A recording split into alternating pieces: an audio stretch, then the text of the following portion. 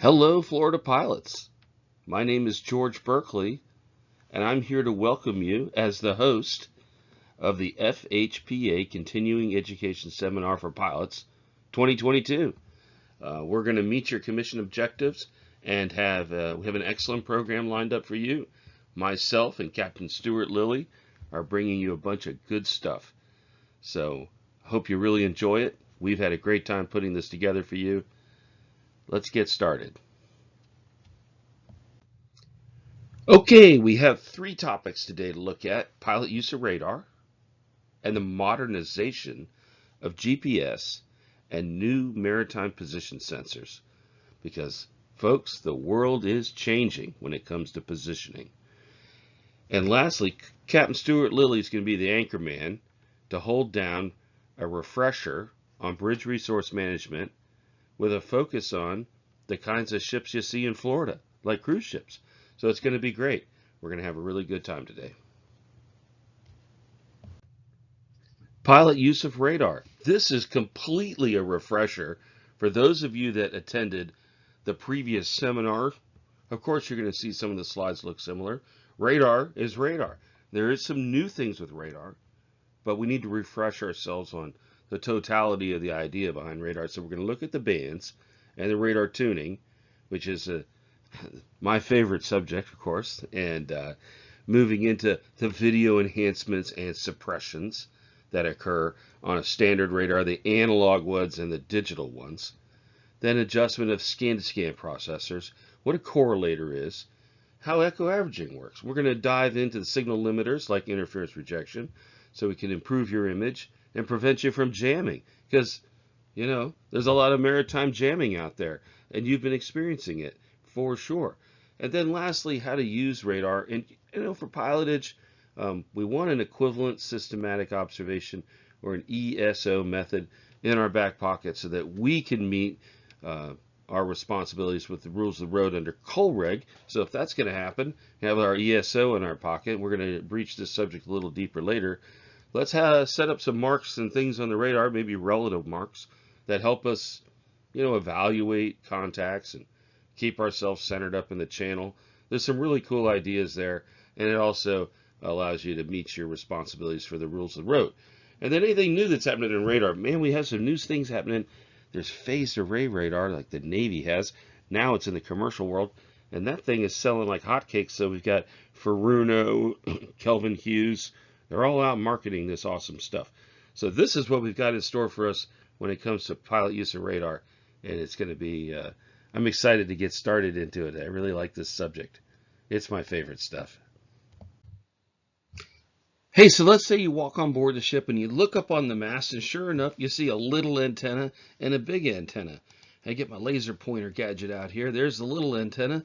That's the 3 centimeter, and this is the 10 centimeter. The 10 centimeter is the big gun, right? It's for long-range radar scanning. You can't miss it. It's 10 centimeters high. This thing's called a slotted waveguide. And there's the 3 centimeter. It's 3 centimeters high. And again, a slotted waveguide. And a slotted waveguide is nothing more than a bar that's got slots in it. And the radar energy comes up the waveguide and gets allowed to emit out of that bar. And it makes a power density of radar that emits out of that bar and pulses, because we use pulsed radar. So that's our two systems. The 3 centimeter is great for pilotage, and the 10 centimeter is great for out at sea and in rain, because it penetrates rain quite well.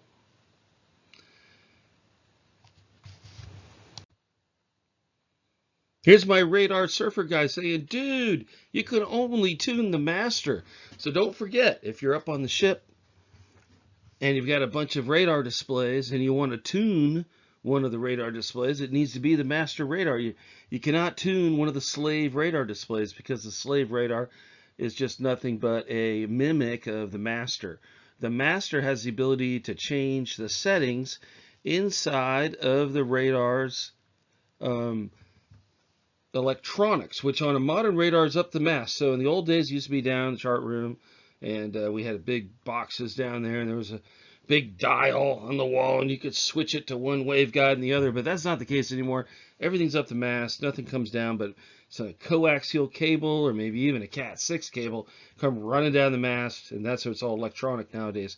But still, you got to be on the master, because the master is the one that can change the frequency of the transmit receiver switch, which of course is all part of the pulse repetition frequency of the radar, because we just said radars pulse. But how often do they pulse? They pulse at a frequency. You know, like our lights are humming here at 60 hertz, right? So 60 hertz, right? Well, radars at a much different frequency. So you can adjust the pulse repetition frequency, and when you do that, the pulses either get longer or shorter. So you'll have long pulses and short pulses adjusted by the PRF. The PRF changes when you adjust range. You get range down and range up. You end up with a, kind of use the word English again, range of pulse repetition frequencies. So for each range setting on the radar, you have a long pulse, you get a medium pulse, and you got a short pulse. So it's interesting. Over here in this little box, you'll see that there's a synchronizer, which is in a tune sequence, and we have our indicator that you're standing in front of. We have the receiver, that's where all the data comes in. We got a transmitter, those are those swinging bars up on the mast, the slotted waveguides that pump the energy out. And then we got a modulator, which is really a timing circuit. We'll kind of, just a refresher, because we may talk about some of these things in the upcoming tuning of a radar, and just a brief refresher on the parts and pieces that we're talking about. Well, we would be remiss to talk about marine radar without talking about marine radar safety. Look at this harlequin rabbit. Beautiful, but he's got a cataract. See that blue eye?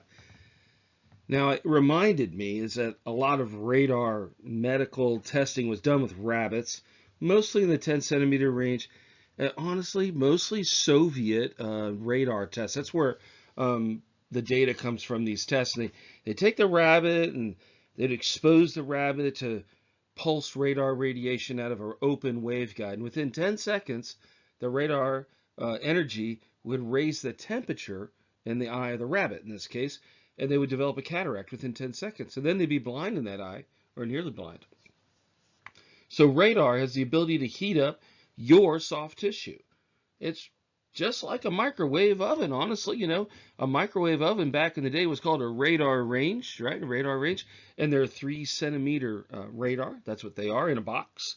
And it heats up the water molecules inside of the atomic matter of whatever food you put in there. So, you know, it's a shaking machine. You know, what does it shake it at a frequency? So the radar energy goes into the soft tissue, and it tries to pull the electrons away from the atoms, and it stretches that electron out. It's like, get it out there, all of a sudden it snaps it and lets it back in again.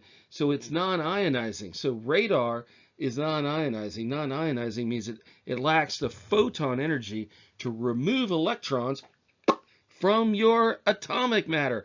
But it tries so hard. It tries to remove that electron, and in doing so, it just pulls it out and then lets it snap back in. And so it starts to hum, and that electron starts to bounce back and forth around that atom. And that's what cooks up your frozen burrito in your microwave, is this water being exposed to this high energy humming of these electrons there inside of your atomic matter. And that's how it works. So we basically boil the water out of soft tissue, or we can heat the tissue up by shaking the electrons around the atoms inside the material. Pretty cool. Let's take that to the next level here. Oh, here's another spooky rabbit. Look at it sitting on the windowsill in Chernobyl, because they had a big ionizing radar release there when their nuclear reactor went kaput. And it was a big problem, right? So that's what that picture is. But notice, it's the same concept for radar. So radar is non-ionizing. It's a different kind of radiation than ionizing radiation.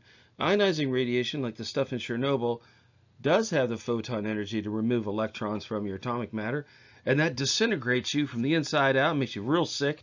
And especially in a case like this, if the dust that's containing radioactive material were to get into your lungs into your body, then your body would be dealing with all this gamma and other types of radiation be emitting out from that plutonium and uranium and what have you that's there.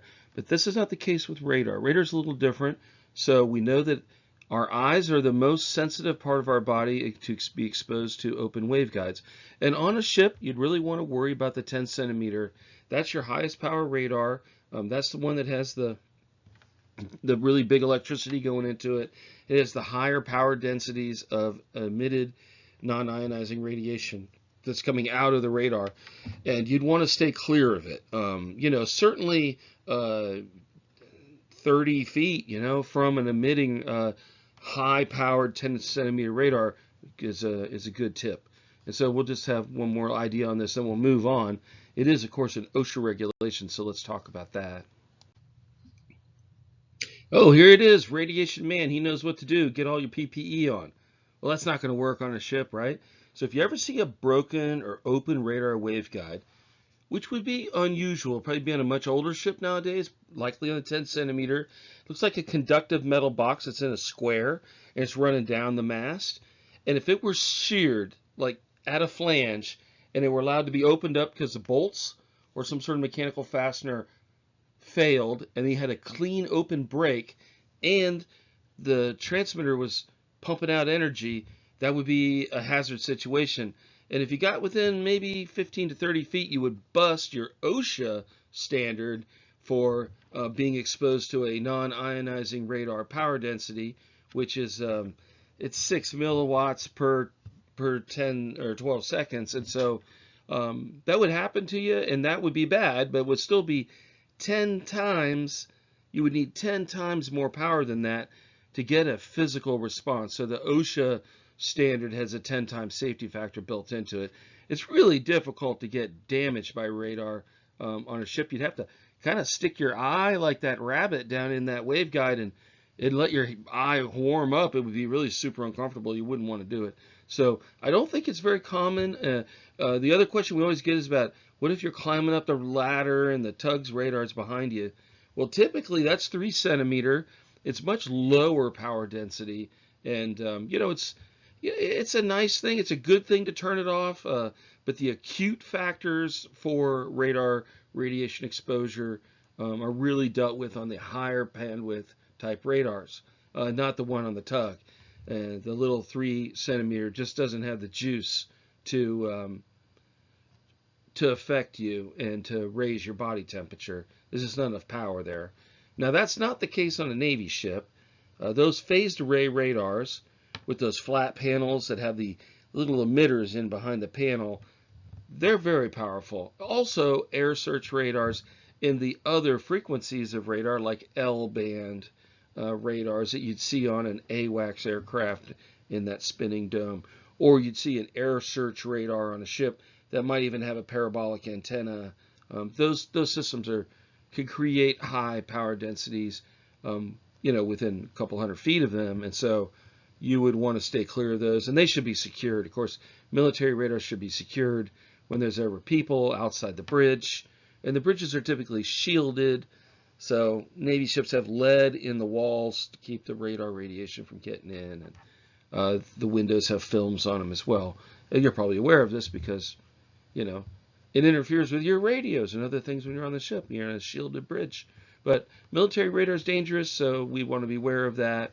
And I guess that's about it on radar safety. Always tag out if you're going to have, as they call men aloft, you're going to tag out so people can go up, because we don't want them to get in and near an emitting radar, because the radar radiation extends above and below the scanner in a big sphere of power density of radar. Cool. So really, that sphere that we were talking about, it's about that danger sphere is as if you could just fit the scanner bar inside of a big beach ball around the outside of it. That's really where the danger of the high power densities are, in particular around the 10 centimeter system. Hey, well, let's get back on our bands. X-band, our favorite one. The X-band is the 3 centimeters. We use it for pilotage. It has the narrow beam. Its beam is well over half, sometimes a quarter as wide as the beam on the 10 centimeter. So because it's got a narrow beam, it creates a higher definition picture. Also, because it's a 3000 megahertz radar, its pulse repetition frequency is high. So it's the machine gun. It's spitting out a lot of little bullets really fast. So it's narrow beam and it has a high pulse repetition frequency, which creates a high resolution picture. And because of the nature of 3 centimeter radar, it's subject to showing what's out there. And it's what if it sees something, it brings it back to you, which is good and bad. So it's a high clutter radar too. So if you've got suspended dirt in the air and sand and rain and ice, it's going to get a high clutter signal coming back in. It may be impossible to even tune it out. So that's why we have the other band. Also, we want a long range radar, and 3 centimeter just doesn't reach out that far. That's not what it's designed for. It's the small gun that shoots the little bullet the short distance, whereas the 10 centimeter is the big gun. And we'll look at that one next. The big gun. So the big gun might only do 6 to 10 pulses per degree of bearing. It's very slow in its repetition frequency. It shoots a much longer pulse with higher power on a different frequency, which is 1500 megahertz. So it has half the frequency of the 3 centimeter radar. It's designed for long range because it wants to send a longer pulse of greater energy, kaboom, out a longer range so that it can hit a target and bring back an echo of energy. And guys, when you listen to the radar, when the radar rather is listening for its echo, that echo is 1/10,000th of the power that the radar emitted. So it's listening for a whisper of its energy to come back. So it hits a big boom, boom, out comes this radar energy. It's a big piece, like on a 10 centimeter, it's the biggest, strongest piece of energy that can be created on the ship. It gets pushed out by this 10 centimeter, and then this very faint echo comes back, 1/10,000th of the emitted power back in. Now, in the case of a 10 centimeter, it's going to come back in, but the beam is wider, almost 2 to 4 degrees, depending on the system you're on. So, whereas, a 3 centimeter is only a half a degree of beam width, a very short pulse repetition frequency, very short pulses, you might get 20, 30 pulses per degree of bearing on a 3, whereas on the 10, 6, 8, maybe 10 pulses, depending on how you set your pulse lengths, per degree of bearing. And those pulses have to come back in and build up inside of your receiver to paint you an echo at that range. So this is the concept for pilotage. Most people use the 10 for the rain because it passes through the rain and comes back. Also, pro tip here, 10 centimeter radar passes right through our human bodies. Boom, goes right through us. And even 1/10,000th of the echo come right back through your body and going through the other side because it attenuates at a different frequency, whereas 3 centimeter goes into your body and never comes back out again. You soak it right up. That's interesting, isn't it? Okay. Hey, back to pilotage. We're walking on the ship. Got 2 choices on a normal day. Get in front of the 3. And get in front of the master radar so you can adjust it. Otherwise, you'll be over there in front of the 3 centimeter slave, and the mate will be on the 3 centimeter master and start tuning it, and your picture will change. And you're like, why is my picture changing? It's because that person over there is adjusting your radar. So make sure you're in front of the master, and that won't happen to you. If it starts raining or getting really bad weather, then you switch over to the 10, which is the S band. And of course, it gives you a better picture, but it's a lower resolution picture. So the buoys look 3 times as wide. The entrance channel to a location gets fat. The little gap gets much smaller that you need to go through. So you have to adapt to looking at the 10 centimeter and adapt to looking at it. But many a pilot has been over on the 3 and just determined to tune it and can't get a decent picture, and they're stressing out, and right over there on the 10 centimeters, a perfectly clean radar picture. So don't get stuck. Don't get stuck on the 3 when you could have a good picture on the 10. So be willing to move around. You go in front of that 10 centimeter, again, make sure you're on the master so you can tune it. That's important. Hey, so while you're on that master and you're tuning it, you're going to turn the tune knob and the gain knob are the two that we're kind of working all the time, right? And you adjust the klystron, which is that synchronizer that's inside the timing circuit of the radar. And the timing circuit of the radar is the one that's opening up the gate to allow the energy to come out of the magnetron. The magnetron, y'all remember, the magnetron is a cavity. It's a box with a cavity inside of it, and the box gets a bunch of high electricity energy pumped into this metal box, and the little metal box starts humming. Boo! It's humming along, and it's got a cavity inside of it. It's a very precise cavity, and that precise cavity gets a resonant electromagnetic frequency inside of it, and that resonant frequency starts to go right at the right frequency, and there's a wee bitty little hole in the side of that magnetron, and that stuff comes leaking out of it and comes tearing down that tube called the waveguide, and in the middle of the waveguide is this thing that we all know about, the transmit receive switch. So when you're setting the pulse length on the radar, and you say, I want to go to medium pulse, and it's so many microseconds long, you are adjusting the transmit receive switch on the radar. And that thing looks just like a spark plug, if you've ever seen one. You got your conductive tube called a waveguide, and drilled down into the top of it is this spark plug, hooked up to a wire, hooked up to that timer circuit. And when that spark plug goes off, that radar can't work in that tube, it just quits. So it's trying to get past it, but the TR valve, as we call it, turns on, and that little spark plug turns on, and then the radar stops, and that's how we make our pulses. That's how we pulse our radar, using our TR valve spark plug.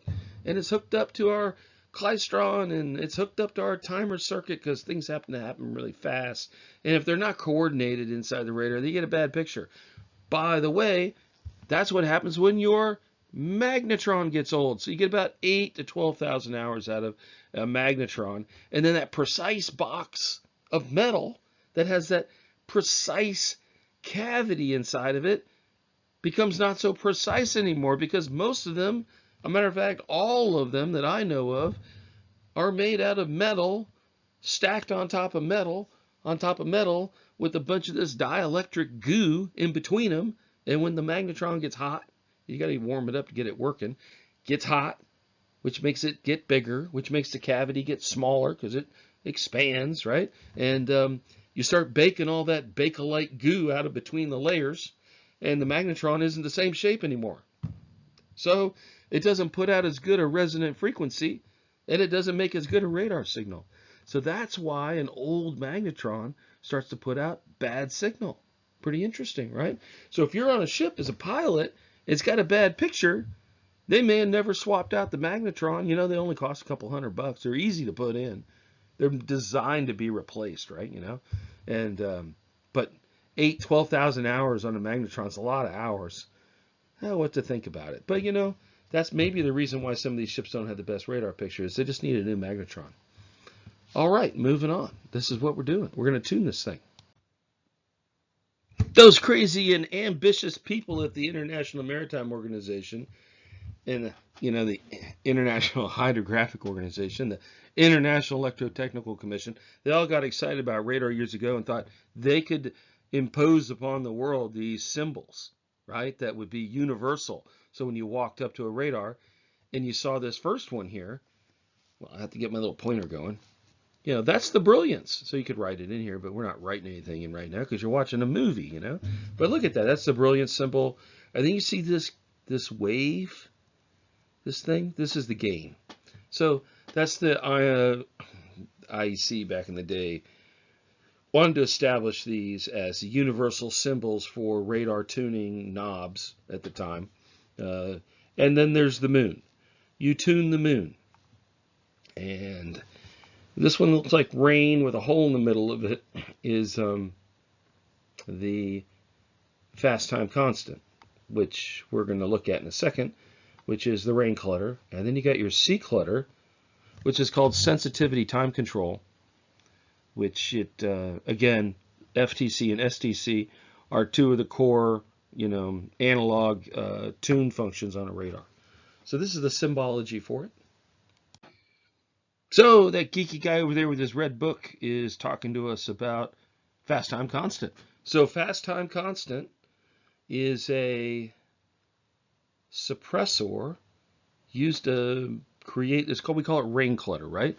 It's a suppressor though. So what it does is it reduces the fidelity of the later times on the radar.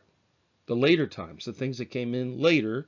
So if they came in the echo, the return echo, came in later, yeah, it was at a greater distance. So fast time constant, which really made it hard for us, because you should have never told us about this, right? She just called it rain clutter, and you turn the knob, and when you do, what happens is it reduces the sensitivity of the receiver from greater range to lesser range on the target accumulator for each instance of these targets. So the back side of the target will start to fade away and the front will stay, the leading edge of the target.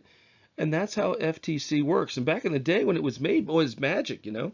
You could take this rain squall and start eating away the back of it, and the hot targets that were inside of it would still show up.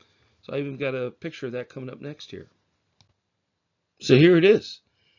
You want to retain the leading edge of the squall while revealing hidden targets. And that's what FTC does. You got a squall. This is, of course, you know, it's an idealized idea, the idea of crazy stuff here, right? So FTC, greater range to lesser range. Turn up the knob. Turn up the knob too far, everything's gone. Wipes it all out. So you have to tune it in your own mind. You have to add it in just little wee bits so that you can still get the hot targets that were embedded inside the squall and maybe get the leading edge of the squall, but you don't get the rest of it. Hey, likewise, the opposite of it, sensitivity time control. Instead of FTC working from greater range to lesser range, C clutter, or sensitivity time control, reduces the inner time echoes of the radars, and it reduces the sensitivity of the receiver to those, so from 0 out to about 4 nautical miles. And the intention is to reduce those inner echoes in the C clutter around you. Of course, you see those guys fighting over there on the helm? These idiots over here, like fighting over the wheel in the rain, of course. So sometimes one clutter control can defeat the actions of another control, and they end up start fighting with each other. And we're going to look at that later, but STC is one of those that gets in a fight, and so does FTC and STC. Both get in fights with other radar, controls. Hey, tuning. So let's start off from the top here. If I walk up to a radar and I just turn all the buttons down, I get it dark black on the screen, turn off the gain, the tune, STC to 0, FTC to 0. I go and get all the suppressions off, right? I mean, literally, I take off the interference rejection. I turn off the auto tune. I turn off the echo stretch, the scan to scan processor, the Sperry super scan. I get all this stuff off. I just got an analog radar that I'm going to go ahead and tune. Okay, great. So the first thing I do, numero uno, is if I can't see it, I can't tune it. So I got to turn the brightness up. So I dial up the brightness on the screen until I get a nice bright picture. And on some radars, depending on the one you're in front of, you'll turn the brightness up and all of a sudden it'll just click. At a certain point, it'll green screen the whole thing. Well, then you turn it back and now you're at maximum brightness. And you want to tune at maximum brightness. We're going to bring it down later on number 6 here. We'll decrease it to make it comfortable. But if we can't see it, we can't tune it, so we got to bring it up first. Then this number 3 thing is I'm going to increase my gain until a strong background speckle emerges in the non-landmass areas. So I'll get my eye and I'll go out and I'll look for something. Like I'll usually look for a point source target like a buoy. I start looking at the black around it. And I start turning up my gain until I start seeing random speckle. Then I know that the random small targets out there are going to show on my radar. They might be too bright right now, etc. That's okay. And then I get my eye back on that single point source target like a buoy, and I get the gain up, and I get this pretty tight green mark out there Now I start adjusting the tune control. And I adjust the tune control until that thing gets as big and strong as it can. It'll be somewhere in the middle. Some place it'll go too far and it'll start to fuzz out and look weird. And it'll get too weak, it'll get dimmer. So you're looking for the tightest, strongest, greenest mark you can find it. And then I never touch the tune again because my tune is maximized for the situation that I'm in. Then I go back to my gain and I just start dealing down the gain a little bit until my weak echoes start to disappear. But I still have background speckle popping up here and there. This is an ideal situation. But hey, might as well try for the ideal. And then I decrease the brightness till I'm comfortable. And then on normal ship, I go over and set a little C clutter so I don't have a ring around me, the green stuff. That's my Fairweather 7. That's how you do it.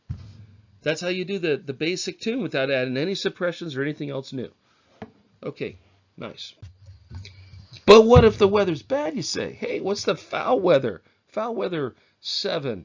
Well, again, all the buttons are off. Then I have to, if I can't see it, I can't tune it. So turn the brightness up. Then I'm going to increase the gain until the weakest echoes are visible. And I don't want the rain or the bad weather to overdo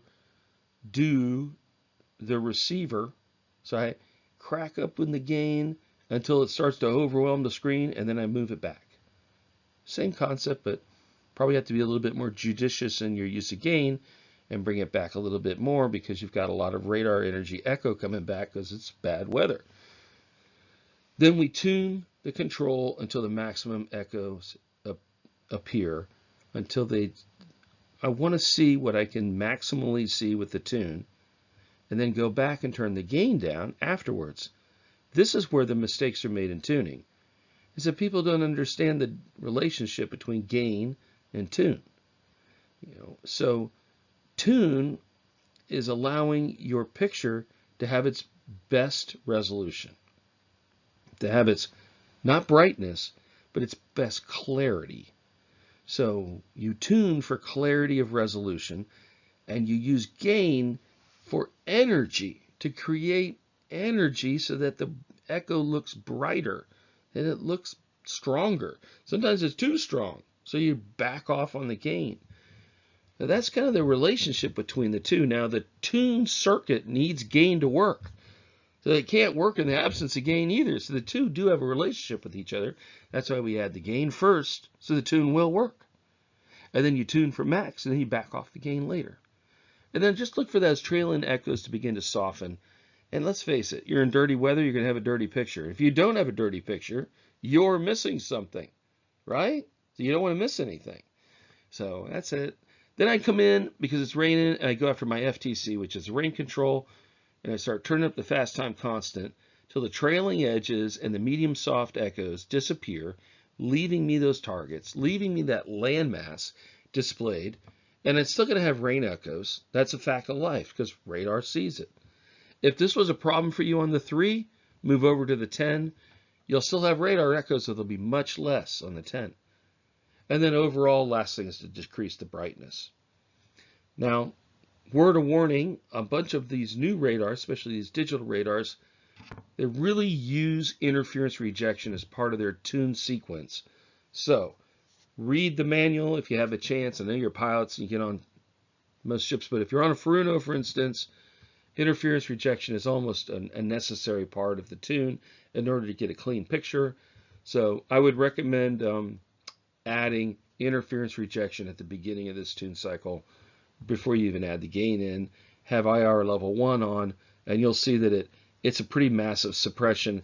It'll start coming in and wiping out the weak echoes as it is, because it's the way interference rejection works. So we'll cover that in a little bit later. Later is now, actually. Hey, look at that. You see the spoking on the radar? Looks like wagon wheels and an arc shape. That means you're being jammed.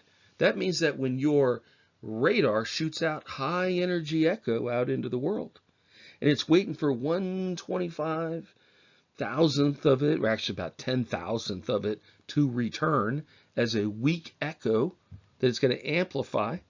So while your radar's straining to listen for that weak echo to come back, what happens? Another radar transmits 10,000 times more power than the weak receiver is trying to listen to. So you get screamed in your ear. And it overwhelms your amplifier. It can't handle it. It's too much power. And it goes like at a rock concert, man, when the guy with the electric guitar gets too close to the speaker, and he creates a feedback loop into his own amplifier, and he starts pumping power into his own amplifier backwards to his speaker. He squeaks out everything as well. This is the same thing. So when you turn on interference rejection, if you can imagine it, it's like here's all this radar energy, and you just drew a line right across it. It's a limiter. It says, do not amplify anything above this received power level. Just don't put it into my amplifier. I don't want to try to amplify feedback that's higher than what I'm listening for. That's how IR works, and it's in different levels. So IR1's up here. It says, don't amplify anything above this. Well, IR2 is here. It's a higher standard. It says don't amplify any of that. Now IR3 and 4 are way down here. They're saying only amplify the weakest little stuff that's coming in. Don't amplify any of the big stuff. That's what IR is for. IR is your anti-jammer. It's anti-jamming. It's a limiter. But let's face it, it also works good for tuning because wavetops are kind of high energy echo. And if you are to put a limiter in and the wavetop energy is above the limiter coming into the receiver, it never gets amplified. So it doesn't show up on your display. So that's how IR works to clean up wave clutter. Yeah, it's pretty cool. Probably going to use it a lot on most modern. And here it is, Furuno ES Echo Stretch. Actually, that's something different. Do you see above it IR level 2 right behind this little circle? That's interference rejection on level 2. Echo Stretch is something different though. So that takes us to another idea here. This is on a Furuno. Echo Stretch takes a weak target and makes it stronger. So essentially, it's a pixel-to-pixel enhancer. It looks at the pixels, which are the little boxes on a screen that are display, right? And it goes into that display and it says, if it's yellow colored in there, make it more yellow. And it's really a screen trick, right? So it makes weak echoes look bigger, but they're not really bigger. But a lot of radars track, for instance, their ARPA units track on the screen, not inside the radar. So there's two kind of functions in there. But this Furuno unit, for instance, is a screen tracker, so tracks on the screen. So if you're going to use the ARPA function to track a target, Echo Stretch would allow you to make the target bigger so it could find the middle of it and track it and all that. That's an ARPA thing. But this is what Echo Stretch does. So when do you have to use it? Think about it. I'll tell you when you have to use it. When that magnetron's getting old. It doesn't do as good a job anymore. You know, you got this old cranky radar and your pilot get on the old Dixie Maroon, you're up there and it's this old bulk carrier and got a really old radar and it's got a really old magnetron, you know, it's got 12,000 hours on it, and you're like, I can't see a thing with this radar. Well, then you crank up the Echo Stretch and the targets go boop, boop, boop, and they get bigger. Now you know you're faking yourself, but it allows you to use what's left of the magnetron for a picture. I think that's one of its best uses.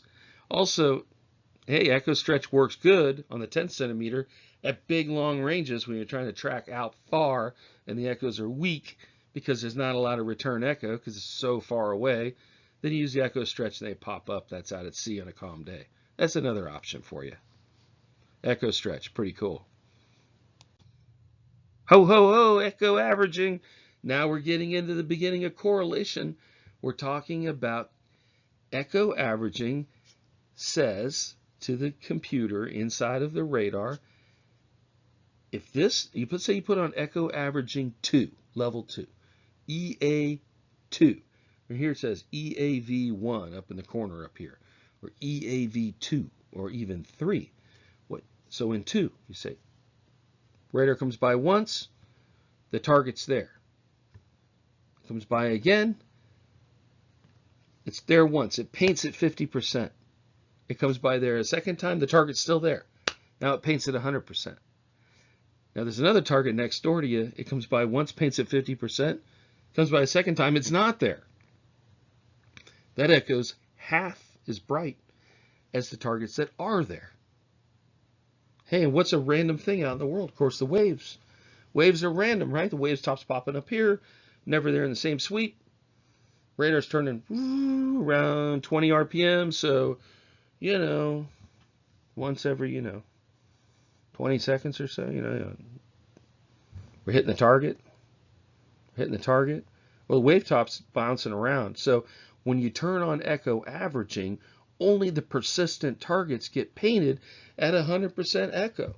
And the weak targets only get maybe 1/3 of the brightness on the screen. So the wave tops become all dim and the little fishing boat becomes all bright.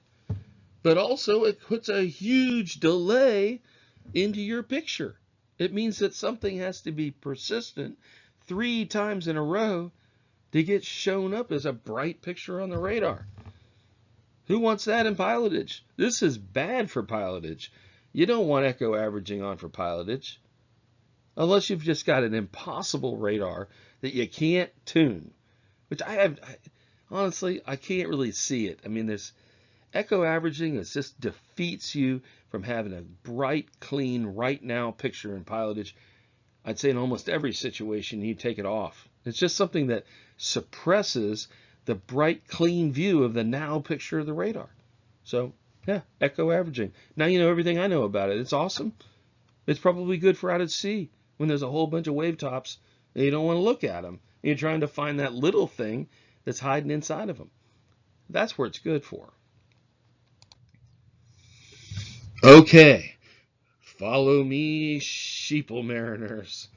So I always get kind of like almost, it's offensive to me. I love radar, and here's this manufacturer saying, you can't do this as well as we can. We've got a magic button that's going to make your picture look better. And the very first one that came out was this one on the bottom here, Super Scan. That was Sperry's scan-to-scan processor. And they had a computer inside, and it would take the whole screen from the radar, and then it would compare it to another one and another one. And it would compare these different scans. And the ones that, just like echo averaging, the echoes that persist were amplified. And those that didn't persist were reduced. So in a high clutter situation, like you're out in a 4-6 seaway and you're just slogging along, and there's all this spray and it's raining, and you turn the super scan on. Well, it was pretty super offshore. All the waves would go away, all the spray would go away, because all this stuff was random. And only the persistent targets would show up. And Sperry built this for the military. They're trying to shoot things, right? And people are trying to hide, right? They're putting chaff up. Poof, there's all these little chaffy things in the air. And we're like, well, you're not going to trick us with your chaff, because that stuff's random. We're going to get rid of it. So we scan-to-scan processor on our targeting radar, and the chaff starts to disappear, and there's that little airplane flying around in the middle there, and it's still really bright, and then we shoot it. That's the basics behind some of this correlator technology that's come over into our marine world. It came from the military world. We're trying to clean up the display so we can get a nice tight target so we can put ordnance on it. Again, you'll see 3-scan correlation up here. That's one of these ideas, right? It's another one of these scan-to-scan processors.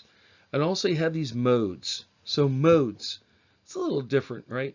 Mode might take a blend. It's like a custom setting for your radar for coastal mode or deep sea or harbor. So like for harbor we want the 3 centimeter to be on the short pulse, and we want no interference, or maybe we want interference rejection on, yes. We want no echo stretch. We want no echo averaging. We don't want any enhancements to it. That's because that's that mode. Then you go out to sea, you want to add different things. So that's kind of like a way to set settings on the radar. I personally like to take the modes off and go to 0 mode and do my own settings for myself. And I like to keep active with the radar, and as the picture changes, I like to continually adjust it and to be be in charge of what I'm looking at instead of having some magic box making those decisions for me. Hey, that takes us to Kelvin Hughes. These radars, they're definitely straight up European military technology that's been brought into the commercial market. They were innovators in trackball technology. So the early Kelvin Hughes radars had the 3-button trackball, and they have a lot of English in them where you'll see, the words are in the continental English, if you will, not in our Americanized English. But you look up in here and say correlator IR on. Again, we've got a scan-to-scan processor active, which is if it doesn't show up over and over again, it doesn't get displayed on the display, which is not good for pilotage, because if you got that brave soul out there in his plastic kayak, he's not showing up often enough. He just gets wiped out by the system. You don't want the correlator on. You want it to be the now radar. Bam, bam, right away. That's important. JRC uses something called 3-scan Corel. So if you look down the bottom, it says 3-scan Corel. That is 3-scan correlator. Again, an object has to show up 3 times in a row to get correlated so that the amplifier will amplify it and send it into your display. So that's JRC's version of the correlator. Clean sweep, SAM electronics, which is found on cruise ships. So you're on a cruise ship and they got a SAM bridge, you'll see the word clean sweep. And clean sweep is set for medium level. So I don't know how many sweeps that is, but again, it's a sweep-to-sweep correlator that reduces echoes that are not persistent on the display, removes wave clutter, has no business in pilotage. It just makes the display less reliable. So I would say, nope, not that keen on it. Now we talked about those modes. You see down here, see it says deep sea mode.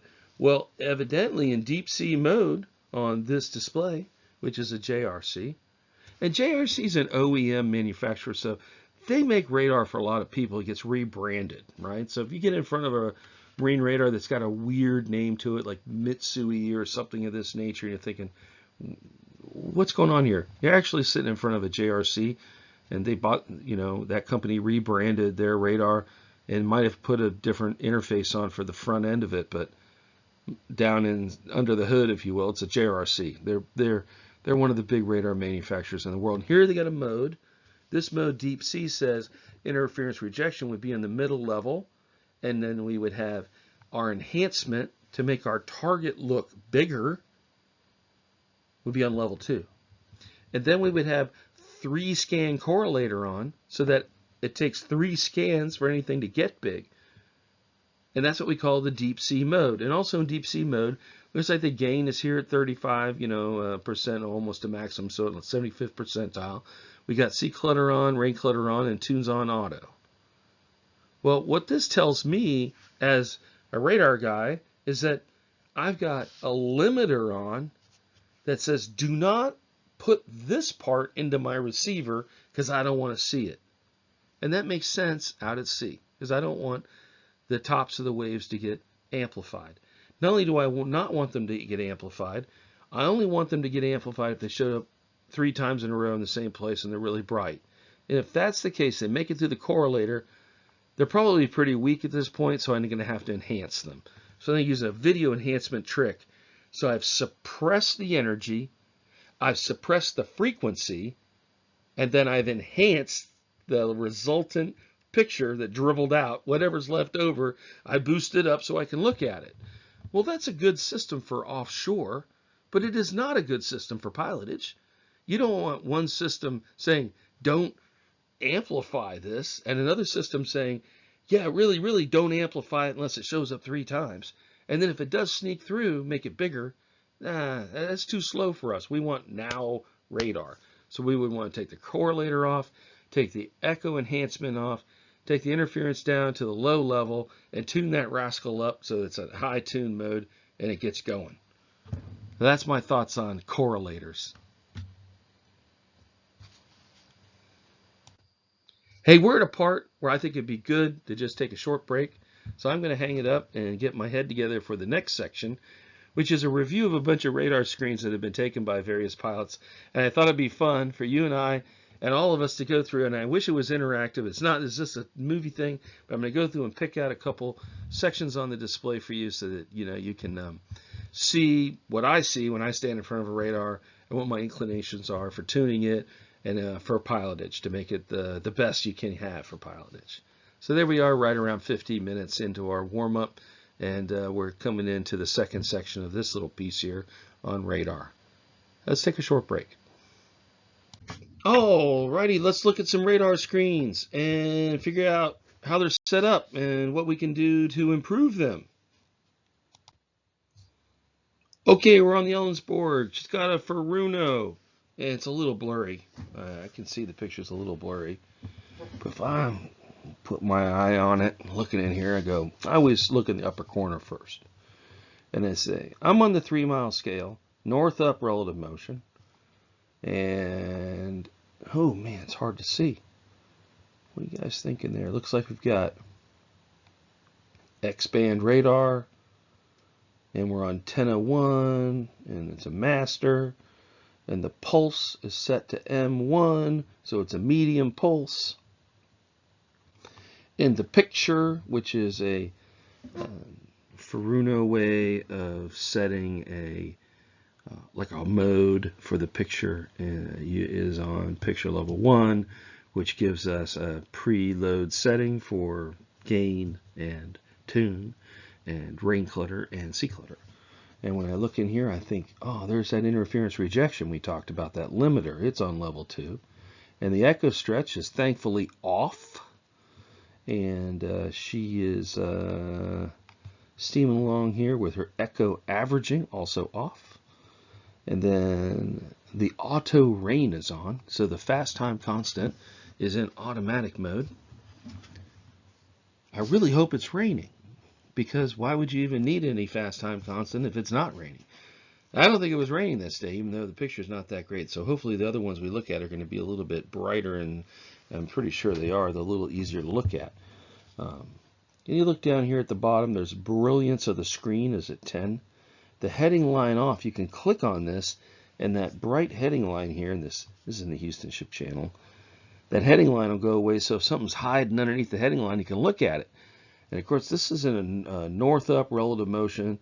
The ship's here in the origin, and there's that head flash. And it looks like she's steaming down the Houston Ship Channel. And transmit standby's down here. EBL1 and EBL2 is over in this area. Then we get on the other side of the screen. If you're looking around, you'll see that gain and that sea clutter is on manual, not on automatic. The rain is on auto, and the tune is on auto. Now their automatic rain is on 0, so this auto rain wasn't tricking us and adding rain when we didn't need it, but it's something to look at. I don't think I would ever have it on. Then we also have data here that trial maneuver is not on, thankfully. You also see trails. Sometimes trial and trail get people thrown off. Our position comes in from DGPS in this case. And we also have a speed over the ground of 13.2 knots. There is a rousing discussion in the radar world about the difference between ground speed and water speed. And without me going to the board and drawing a whole bunch of vectors, which I would love to do, but just to settle the argument before we did all of that, if you're following the rules of the road and you want to have the best vector that would show you the aspect of a target, so you could make a rules of the road assumption about its angle through the water relative to you, you'd want to use water speed. Water speed would help you get all of the vectors the same through the water, so that as we're maneuvering through the water, we see each other's aspect relative to the water. That's the end of that argument. Yeah, you can do a bunch of vectors on that, but let's just accept it for what it is. Water speed is for rules of the road. Ground speed is for pilotage. Ground speed tells you where you're going when you're going to get to places, because they're on the ground. And it allows you to see if you're moving in and out of a channel, because that's the ground too. So ground speed and ground vectors are very useful for pilotage. And rules of the roads is vastly useful, but in the situation of pilotage, ground speed and ground vectors are essential and very helpful on a radar. Board with a SAM electronics radar. And I look at it and I think, great, I'm on the S-band, which is the 10 centimeter, and I'm on the short pulse. I'm in north-up relative motion. I see all that stuff up here at the top of the screen. My tune is on auto function tune, and my gain is about halfway, no rain or sea clutter, but I do have a correlator on called clean sweep. And clean sweep is cleaning up the display scan to scan.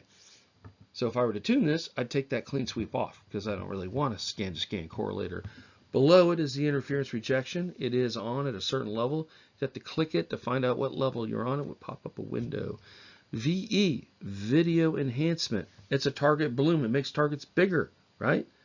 It just makes them bigger on the display. It's not on in this case. If we go down to the bottom here, here's our PI lines in relative. 1, 2, 3, 4. Those are our parallel index lines. So they will allow, we'll look at them later when we talk about ESO observation on the radar. Other side over here, there's no video, synthetic, it's like a synthetic display addition. These are all video updates. You can go look at the manual on these. Some of these are set up to really complex systems where they have other sensor packages or other data sets that they overlay on top of the radar. We don't have any of that in this case. We are off-centered, and if you wanted to center it, you'd bop it right there, and that would bring it back into center. You can manually acquire targets by hitting it right here. You can silence the alarms right in here. You can connect it to a track pilot, so you can see that you're in track pilot mode, because this is all part of an integrated bridge system. We'll go to the next one.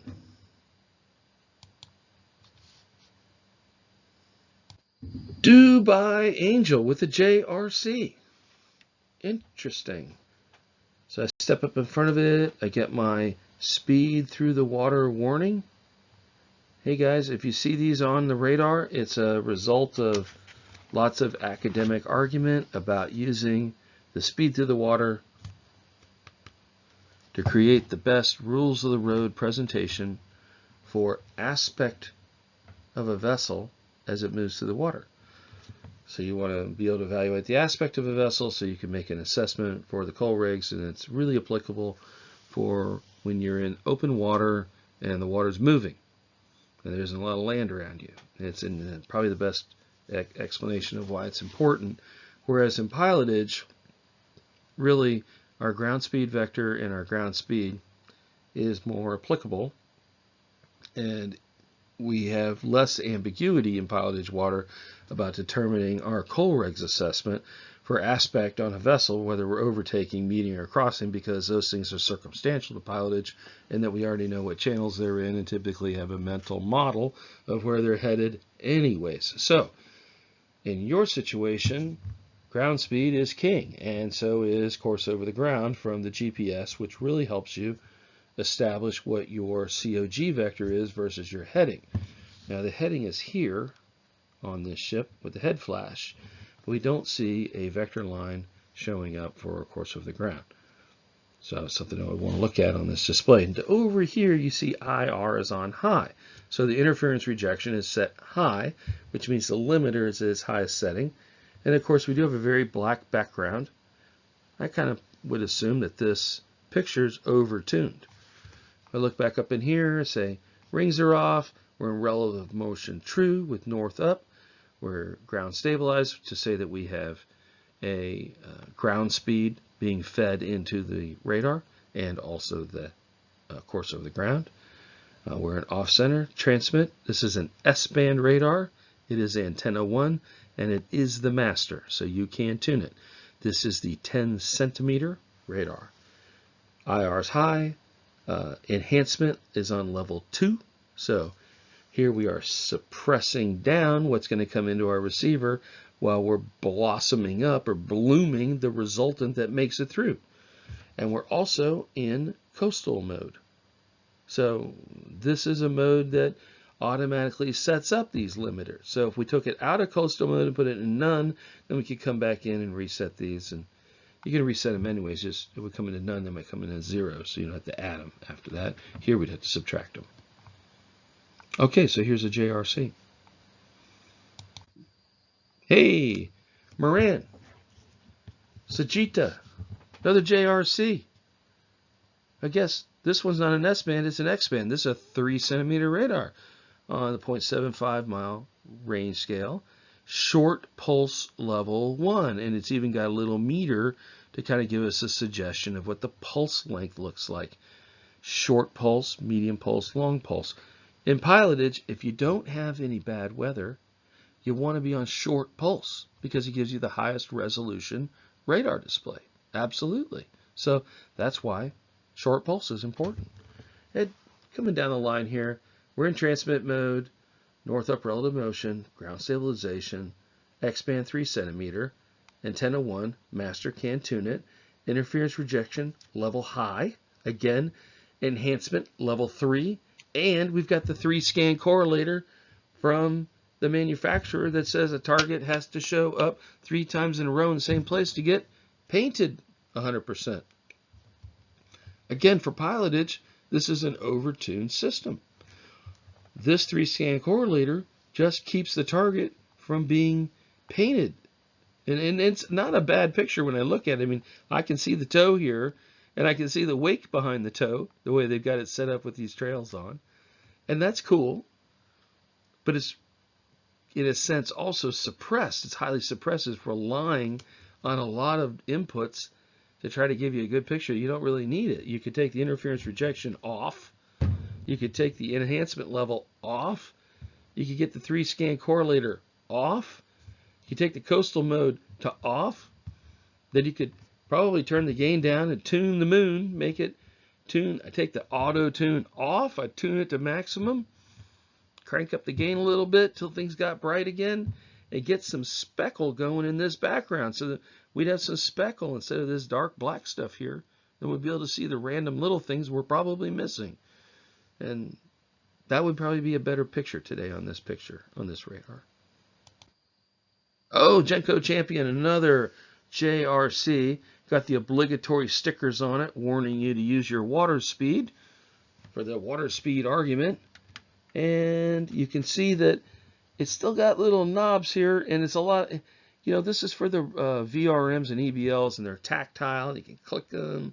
I like that. And these are the tune function and the gain and the C clutter and rain clutter. And on some, you'll see they're a stacked knob. They got a top knob and a bottom knob, and that's usually like, some of you even named turbo rain, if you might have seen this, turbo rain or fast rain, where it's a main limiter, and then you got a top one that's even more, so it turns it on even more.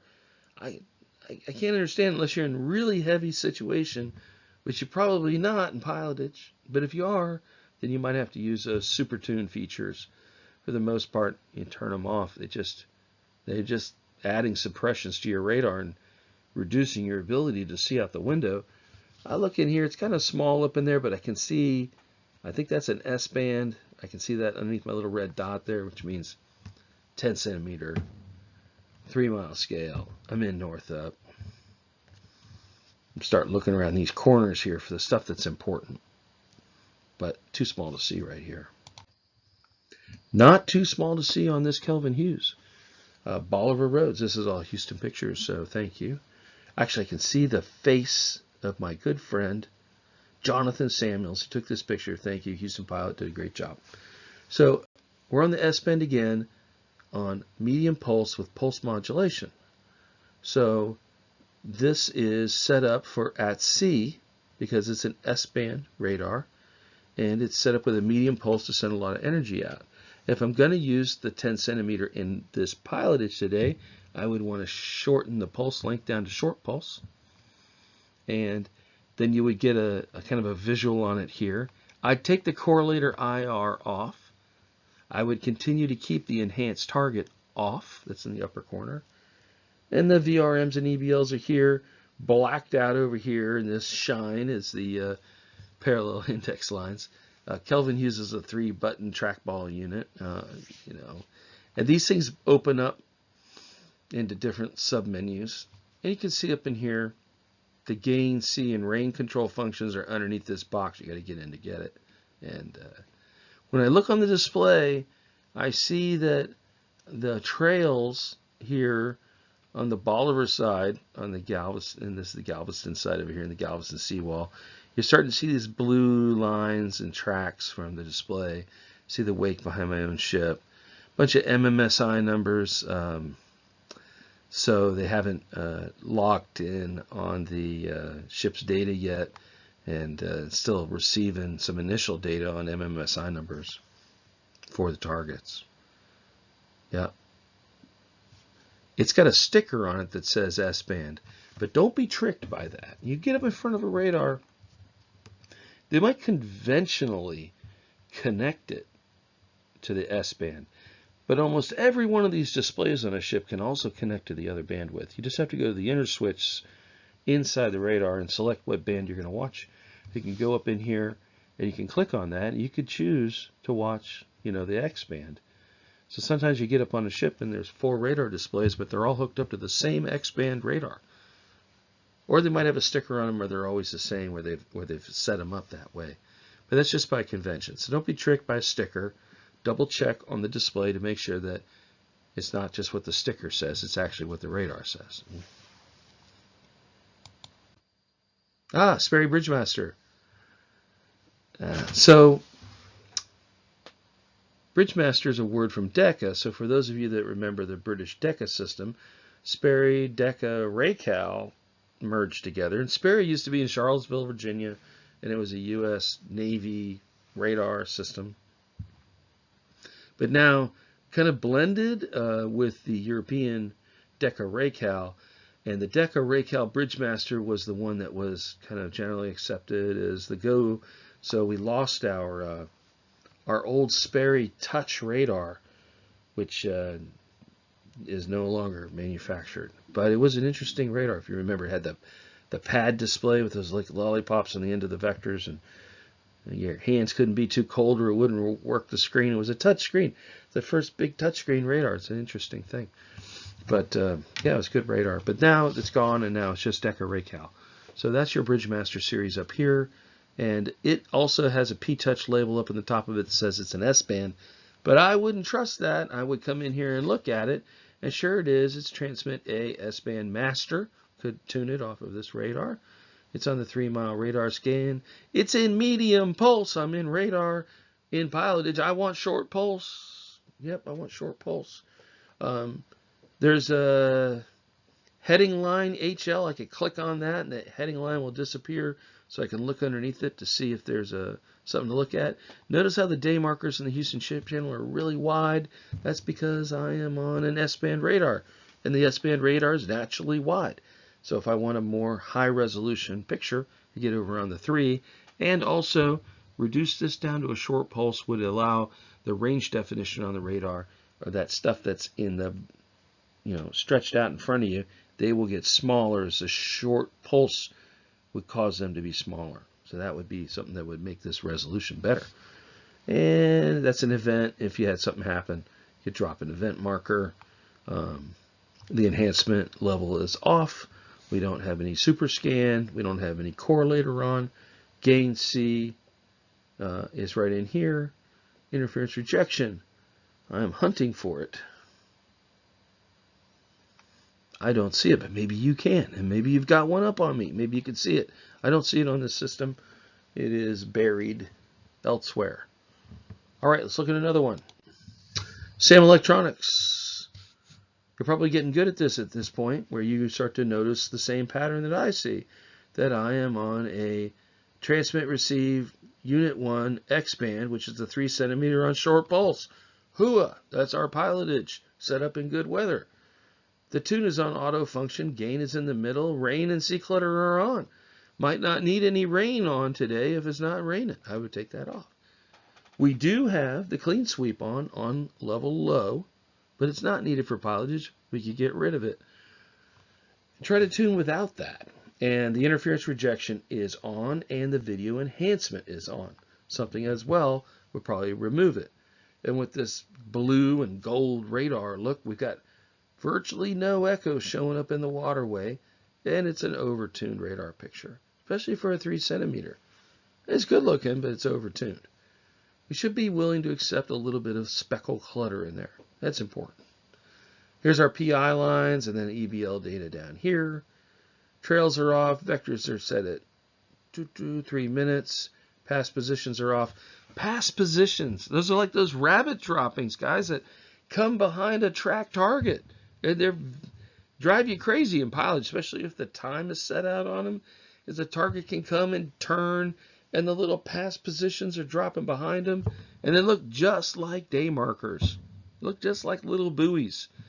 That can really mess you up. I think they're really bad. How we get not have those timed position dots behind a ship? Turn your past positions off. They can lead you into trouble and make you think you see something you don't, because they can arrange themselves to look like channels, and they mess you up for sure. So I'd be careful of that. All right.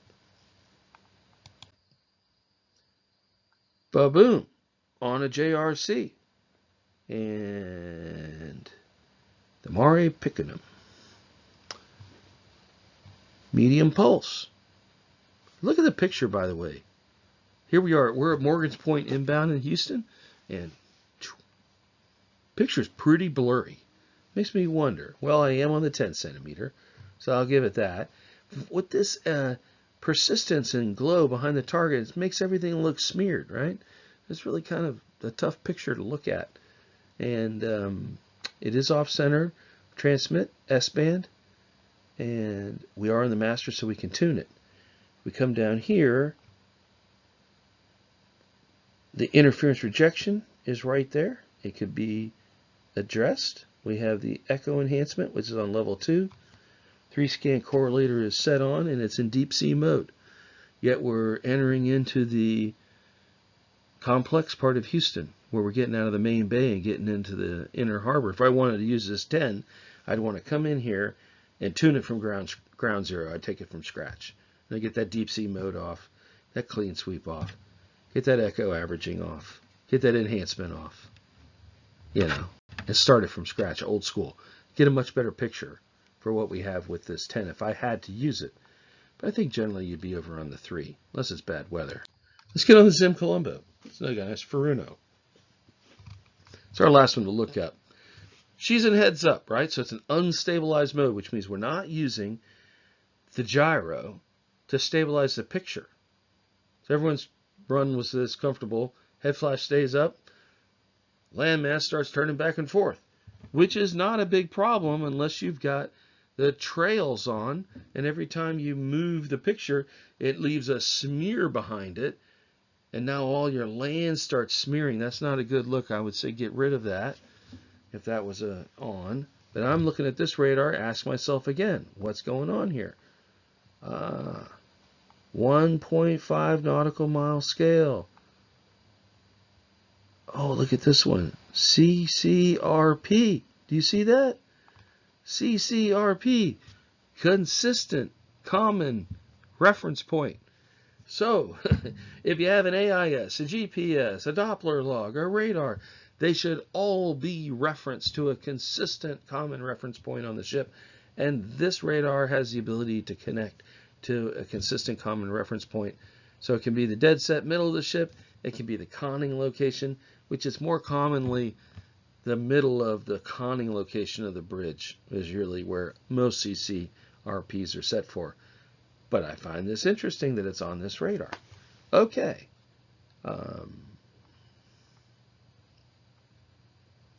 X-band radar, antenna 2, medium, pulse.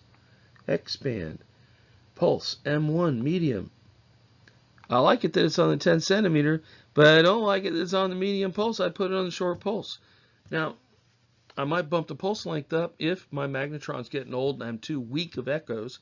I can then lengthen my pulse length out, and I'll shoot out more energy. I get more echo back, and I get a bigger target buildup, and I get a stronger echo return. So if you're looking in front of a radar and you're thinking, man, these echoes are really weak today, bump the pulse length up, and you'll end up getting a stronger echo. But that's something you build into. Your default should be short pulse. That's what you want for radar, short pulse. In pilotage. And then I go down the line here, interference rejections on level 2. I got second level of echo stretch on. My echo averaging's on level 1. I have automatic rain. You know what my feelings are on all of that now. Whack 'em, whack 'em, whack 'em. Let's get rid of that echo stretch. Let's get rid of that echo averaging. Let's get rid of that interference rejection unless we need it. And let's tune this radar without these suppressions. We don't need 3-scan correlator. We don't need scan-to-scan processing. Let's get it down to the basics. We got some parallel index lines down here. We've also got a map function that allows me to put contour lines and to bring lines from a mapping function into the radar ARPA in order to commingle charting and radar into one display. And this is a more primitive version of it. And more commonly now, the radar data gets extracted over as a video signal and it gets superimposed on the ectus. That's more common. But in the early days, we thought about taking the lines off the ectus and putting them on the radar. It's kind of everything's getting to be sensor fusion and display fusion. But it's not necessarily the best way going forward. The tune functions over here: rain, C, gain. Auto tune is cranked up. And auto tune works. You know, that's another thing that's I'm not going to discount it. I like to do things manually, but hey, auto tune works, right? You'll keep up with the tune for the day, so maybe there's nothing wrong with that. Okay, well that was kind of fun. We've looked at quite a few radars here. We're going to move on to another subject. Let's talk about virtual. Hey everyone, that's the conclusion of Module 1. So next one will be Module 2.